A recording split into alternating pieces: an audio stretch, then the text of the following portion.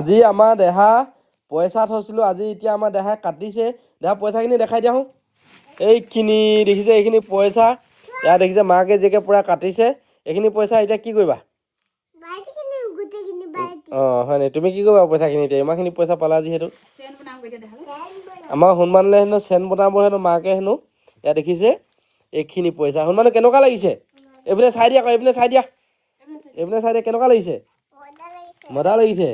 দেখিছা নহয়, এইখিনি দেখিছে চাগে আপোনালোকে। এতিয়া আমাৰ হনুমানে চেন বনাব, ইমানখিনি পইচা ওলাই গ'ল দেখিছে। গোটেই পইচা হিচাপ কৰি আপোনালোকক কৈ আছো কিমান টকা ওলাব। এতিয়া কিমান টকা ওলালে মই কৈ আছো, যিহেতু আমাৰ বেছি পইচা নোলালে, যিহেতু এইটো 1 লাখ টকা বাজেট আছিলে।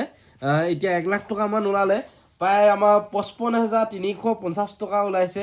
55,350 টকা ওলাইছে। এতিয়া আমি এই পইচাটোৱে দেহাক পুনৰ চেন এডাল বনাই দিম, আৰু বাকী যিমানখিনি লাগে মই দিম।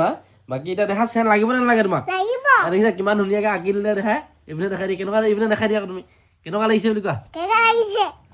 এতিয়া আমি চেন এডাল যিহেতু বনাই দিম বুলি ভাবিছোঁ তাইক।